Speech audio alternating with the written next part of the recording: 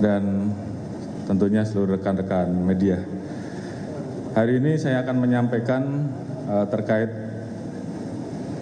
perkembangan terakhir penanganan kasus FS atau yang biasa dikenal dengan kasus Duren 3. Tentunya saya menyadari bahwa kasus ini menyita perhatian publik yang sangat luar biasa dan tentunya juga berdampak terhadap kepercayaan publik terhadap institusi Polri. Oleh karena itu, sesuai dengan komitmen kami untuk memproses secara tegas, transparan, tidak pandang bulu, tidak ada yang ditutup-tutupi, sesuai dengan apa yang menjadi perintah dari Bapak Presiden. Kami dan tim sus telah melakukan kerja keras untuk mengungkap kasus ini. 2,5 bulan kasus ini berjalan dan alhamdulillah hari Rabu kemarin dari Kejaksaan Agung telah mengeluarkan P21 yang artinya proses penanganan kasus yang kita tangani telah dinyatakan secara formil dan material lengkap. Oleh karena itu, tentunya setelah ini kami akan mempersiapkan kelengkapan terkait dengan tersangka dan barang bukti untuk kita serahkan kepada kejaksaan yang akan kita laksanakan antara hari Senin ataupun hari Rabu. Kemudian terkait dengan setelah dinyatakannya P21 untuk kasus pembunuhan berencana yang melibatkan 5 tersangka dan kasus obstruction of justice yang melibatkan 7 tersangka, tentunya kami mengucapkan terima kasih kepada seluruh rekan-rekan yang terlibat, khususnya tim dari Kejaksaan Agung dan para penyidik yang telah maraton, kerja siang malam, dan alhamdulillah hasilnya telah lengkap dan tentunya ini ditunggu-tunggu oleh masyarakat. Dalam kesempatan ini tentunya kami juga mengucapkan terima kasih kepada mitra-mitra kami, DPR, Kompolnas, Komnas HAM, rekan-rekan LSM, masyarakat, dan seluruh pemerhati, dan juga khususnya teman-teman media yang telah mengawal, mensupport, memberikan masukan sehingga penanganan kasus ini bisa berjalan dengan lancar. Dan tentunya terkait dengan posisi tersangka Saudari PC. Hari ini Saudara PC melaksanakan wajib lapor. Hari ini juga kami telah melaksanakan pemeriksaan terkait dengan kondisi kesehatan, baik kondisi jasmani dan juga melakukan pemeriksaan psikologi. Baru saja kami mendapatkan laporan bahwa terkait dengan kondisi jasmani dan psikologi dari Saudara PC saat ini dalam keadaan baik. Oleh karena itu, untuk mempersiapkan dan mempermudah proses penyerahan berkas tahap 2, hari ini Saudara PC kita nyatakan, kita putuskan untuk ditahan di rutan Mabes Polri. Jadi ini juga untuk menjawab beberapa pertanyaan yang selama ini menanyakan bagaimana kelanjutan dengan posisi Saudara PC.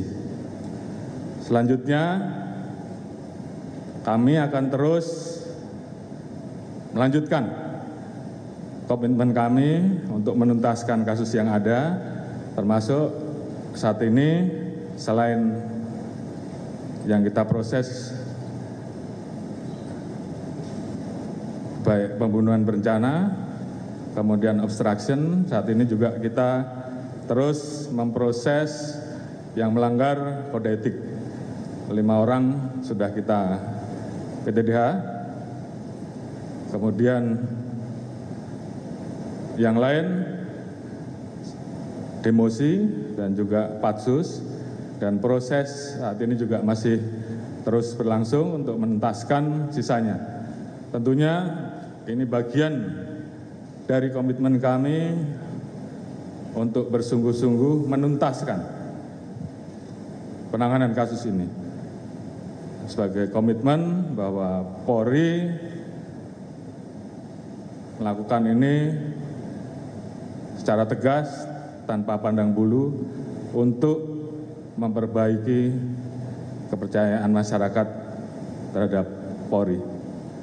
Terkait dengan status FS, beberapa waktu yang lalu kita sudah mengirimkan surat terkait dengan penolakan banding yang bersangkutan untuk proses PTDH, dan barusan kami juga sudah mendapatkan informasi bahwa keputusan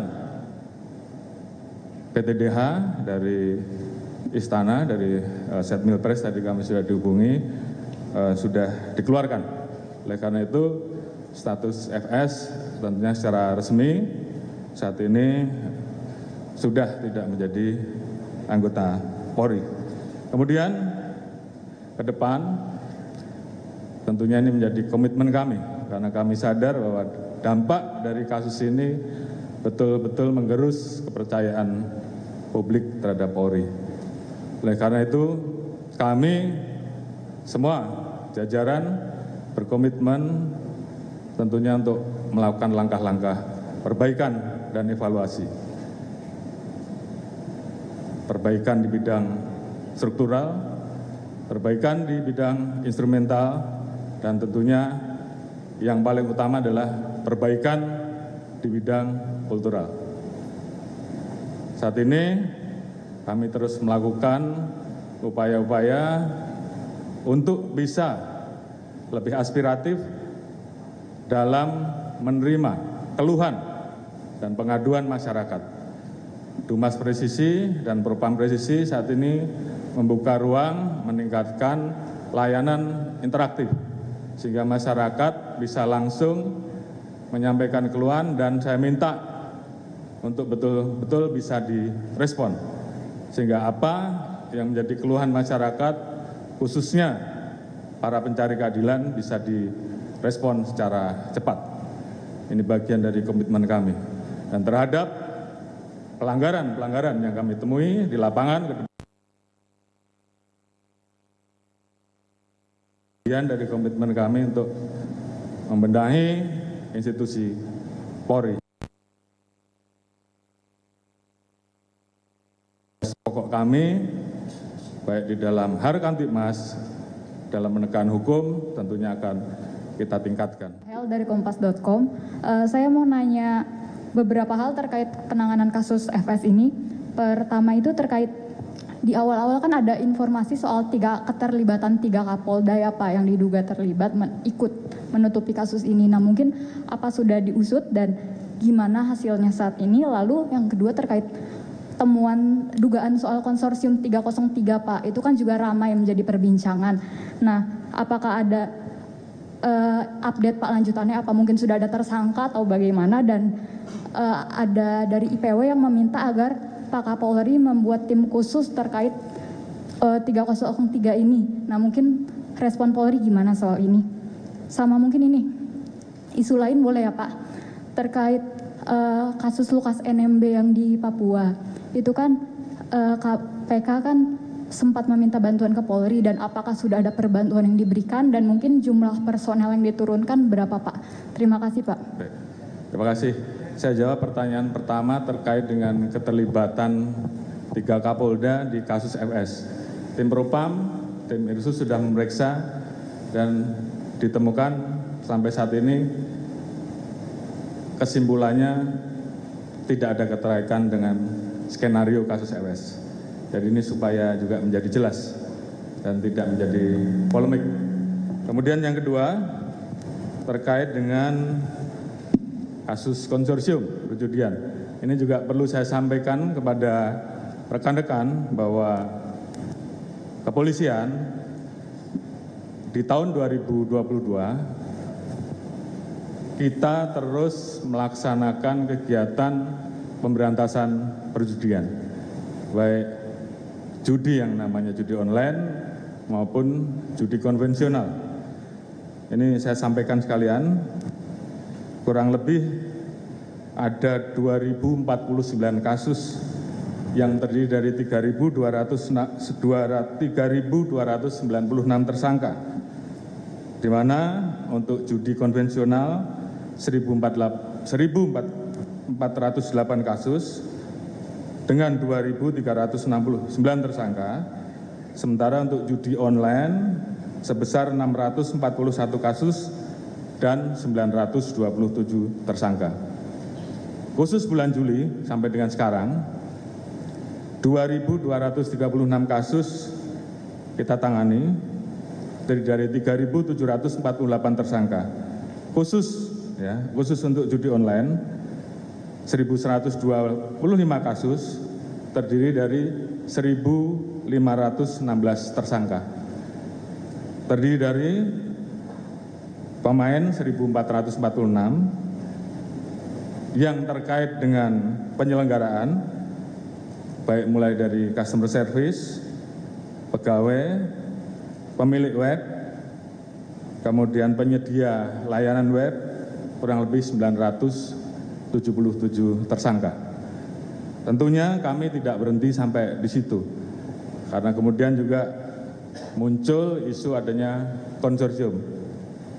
Kami telah membentuk tim gabungan bersama-sama dengan PPATK untuk melakukan analisa terhadap transaksi keuangan yang diduga ada kaitannya dengan perjudian. Saat ini ada yang sedang kita analisa, ada 329 rekening, 202 rekening saat ini sudah kita blokir. 10 orang tersangka berstatus DPO dan diduga terlibat dengan kelompok judi online kelas atas. 4 kita cekal dengan inisial TN, R, KK, FM, A, dan K. 6 teridentifikasi berada di luar negeri. IT, TS, EA, B, KA, H, J, AB. Saat ini kami telah membentuk tim khusus terdiri dari Bareskrim, Polda-Polda terkait, Ubinter, untuk melakukan berbagai macam upaya. Upaya pertama adalah untuk mencari buron yang saat ini sedang berada di luar negeri dengan membuat red notice. Upaya kedua, kami mencoba melakukan pendekatan dengan skema police to police. Kami kirimkan saat ini anggota kami ke 5 negara. Dan tentunya kami sedang menunggu hasilnya dan bisa membawa buron kelas atas tersebut untuk dibawa kembali ke dalam negeri. Negaranya mana saja, mungkin sementara ini saya tidak perlu sebutkan, tapi yang jelas ada 5 negara. Dan tentunya dari situ nanti akan terlihat semua. Mohon doanya agar mereka bisa kita bawa pulang dan dari situ nanti baru kita lihat. Yang jelas kalau memang ada keterlibatan anggota di dalamnya kita proses. Jadi ini supaya menjadi jelas dan rekan-rekan juga bisa mengetahui langkah-langkah yang saat ini sedang kami laksanakan. Kemudian terkait dengan kasus Lukas NMB, kami telah menyiapkan 1.800 personil di Papua dan kami siap untuk membackup apabila memang KPK meminta.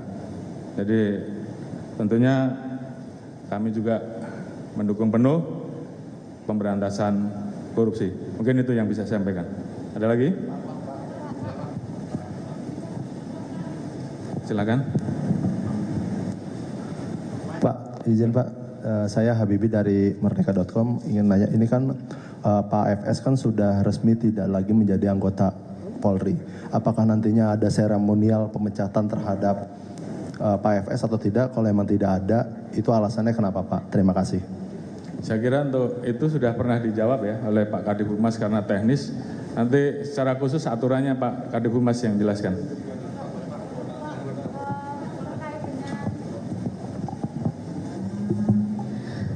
Bu Pece sekarang kan ditahan Pak, terkait dengan sel dari Bu Pece, saya Asri di Kompas TV, terkait dengan hal tersebut apakah ada perlakuan khusus kepada Bu Pece terkait dengan sel tersebut? Kemudian yang kedua pertanyaannya adalah bagaimana respon dari Polri terkait dengan penggunaan private jet oleh Brigjen Pol Hendra Kurniawan? Baik, saya kira untuk standar penahanan rutan yang diberikan kepada saudari PC, saya kira sama dengan yang lain, nanti ditentukan apakah di Barreskrim ataukah di rutan Brimob, namun saya kira standarnya tetap sama. Dan kemudian untuk selanjutnya nanti setelah penyerahan tahap kedua tentunya akan diputuskan oleh kejaksaan akan ditahan di mana, karena itu sudah menjadi kewenangan kejaksaan. Kemudian terkait dengan isu private jet, saat ini Propam sedang melakukan pemeriksaan bersama-sama Tipikor. Jadi nanti akan kita telusuri apa dan dari mana asal uang untuk membayar private jet. Pemeriksaan saat ini sedang kita lakukan terhadap penyelenggara, ya, PT penyelenggara dan PT yang melakukan penyewaan. Nanti akan kita ungkap. Terima kasih. Terima kasih Pak. Saya Rama dari Radio El Sinta. Sebelumnya kita ucapkan selamat kepada Polri yang akhirnya kasus ini sudah masuk tahap sebentar lagi ke penyerahan berkas. Pertama, yang saya ingin sampaikan di sini mengenai lebih ke ini Pak, bahwa publik berharap banyak selain Polri juga bisa mengungkap kasus ini, juga Polri bisa mengambil semacam pesan ataupun pelajaran dari kasus ini. Dan tadi Bapak sudah menyampaikan salah satunya evaluasi yang dilakukan Polri adalah bagaimana melakukan perubahan terhadap kultur di Polri. Nah, pertanyaan saya soal itu utamanya, perubahan kultur ini nanti akan dirangkum ataupun dijabarkan di dalam bentuk apa, perkap atau apa? Itu satu. Kedua, poin yang paling signifikan ataupun menonjol yang dalam perubahan kultural itu apa Pak? Terima kasih Pak. Baik, saya kira perubahan program transformasi menuju Polri yang presisi itu di dalamnya sebenarnya sudah mengatur tentang reformasi kultural. bagaimana menanamkan nilai-nilai yang ada di dalam Tribrata dan Catur Prasetya, dan juga tentunya pendekatan religi yang saat ini terus kita tingkatkan. Dan itu selalu saya sampaikan berulang-ulang, dan kemudian juga ada perkap yang mengatur mengenai pengawasan melekat sehingga kemudian bisa saling mengingatkan. Ini juga tentunya sudah saya sampaikan berulang-ulang. Namun demikian, kalau proses itu tetap dilanggar, maka ya kita berikan punishment sehingga kemudian terjadi keseimbangan. Mana yang berbuat baik dan layak diberikan penghargaan karena mungkin kerja kerasnya, prestasinya, dan mana yang harus kita proses karena yang bersangkutan melanggar dan itu membuat organisasi menjadi terganggu. Jadi saya kira ke depan konsep kita seperti itu, melanjutkan program presisi kami akan lebih aspiratif terhadap masyarakat, dan saya minta tolong kami diawasi, berikan kami masukan terhadap hal-hal yang masih kurang, dan itu menjadi evaluasi kami untuk kami perbaiki. Yang jelas kami tentunya ingin menjadi institusi yang betul-betul bisa memberikan pelayanan yang baik untuk masyarakat sesuai dengan tugas pokok kami. Terima kasih.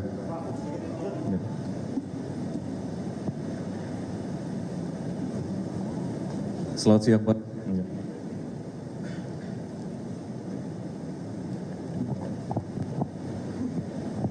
Cek. Pak, saya Teddy dari CNN Indonesia TV ingin bertanya, kalau melihat hari kerja ini hari Jumat dan besok tidak ada sidang kode etik, bagaimana dengan update informasi terbaru ke sidang etik untuk Brigjen Hendra Kurniawan, Pak? Apakah kemudian ditunda lagi atau ada informasi terbaru, Pak, terkait ini? Terima kasih. Baik, saya sampaikan tadi masih ada beberapa yang tentunya masih berproses untuk etik, termasuk salah satunya Brigjen Hendra Kurniawan. Nanti Pak Kadifropam yang akan jelas, tapi itu sudah menjadi bagian yang harus kita tuntaskan karena ada 35 yang harus kita tuntaskan, dan saya kira ini menjadi komitmen kami, isinya akan kita sampaikan kepada publik, kita transparan, dan itu sebagai bentuk ketegasan kami untuk memperbaiki dan mereformasi institusi Polri. Silakan.